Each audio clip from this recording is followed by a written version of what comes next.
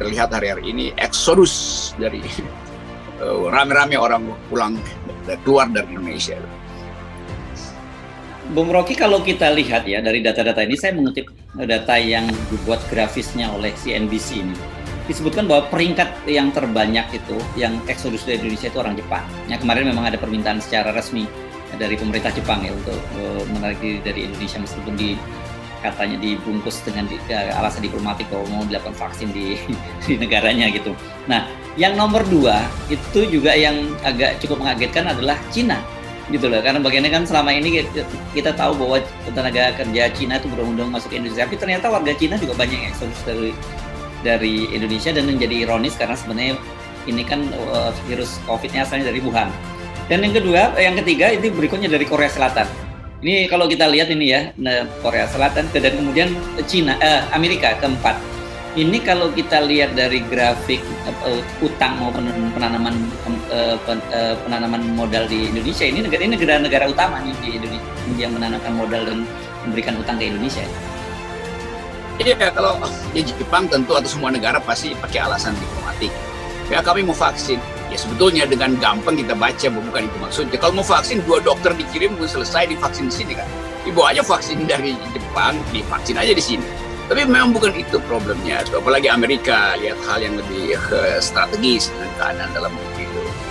Jadi terlihat bahwa kemampuan diplomat asing untuk mendeteksi keadaan itu yang menyebabkan mereka pergi. Cina, apalagi Cina mungkin udah nyebar intelnya kemana-mana dan melihat potensi ada semacam, ya ada potensi krisis rasial sebetulnya. Dan China tentu yang paling peka terhadap itu karena sejarah hubungan kita dengan China dalam banyak peristiwa politik. Jadi tetap saya melihat ini satu faktor yang mempercepat the end game sebetulnya. Jadi kita sebetulnya kalau menganalisis, kita tahu faktor-faktor strategis, faktor komplementer, dan faktor-faktor yang sebetulnya undercurrent itu yang ada di bawah permukaan. Ini Basri kan nggak ngerti itu. Tuh pejabat-pejabat istana yang sok-sok jadi juru bicara juga nggak ngerti itu karena mereka nggak terlatih untuk lihat undercurrent politiknya apa itu. Efikasi kekuasaan turun terus dan tentu pemerintah masih berupaya untuk mengatakan ya ini soal ketidakdisiplinan rakyat. Loh, ketidakdisiplinan rakyat itu akibat dari ketidakdisiplinan kebijakan, kan begitu cara lihatnya tuh. Ya, dan memang kemudian setelah Pak Mahfud MD mengakui bahwa ada orang iseng ini, ternyata kemudian muncul lagi nih statement dari Kalimantan Ngabalin yang menyatakan bahwa ada beberapa provokatornya, disebutnya ada seorang mantan menteri, mantan Menko gitu yang ada doktor, dan kalau disebutnya mantan Menko ini orang yang pernah punya sakit hati pada Pak Jokowi gitu. Dan kita sudah bisa menduga-duga siapa yang dimaksudnya. Ini 2 info aja ini udah bertolak belakang gitu. Setiap kali Pak Presiden bicara di publik, daya tahan imunitas kita itu turun 10%. Pasti karena orang nggak perlulah Presiden ngomong. Jadi udah terbentuk psikologi itu. 10% drop. Setiap kali Pak Mahfud ngomong, turun lagi 10%.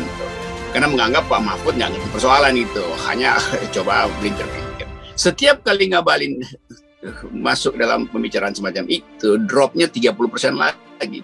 Jadi udah 60% sebetulnya. Pak Jokowi nyumbang 10, Pak Mahfud 20. Sekarang saudara Ngabalin nyumbang itu lagi. Karena dia cuma nguping. Kan dia mau senangin presiden, sekaligus senangin Pak Mahfud, menganggap, wah saya tahu tuh. Lah Mahfud sendiri bilang 7 orang iseng gitu. Tapi dia bilang ada intelektual bakal bekas menteri koordinator ya Rizal Ramli yang dia tuduh, saya kira itu karena cuma itu ada yang di otaknya kan. Apa Rizal Ramli orang iseng gitu kan.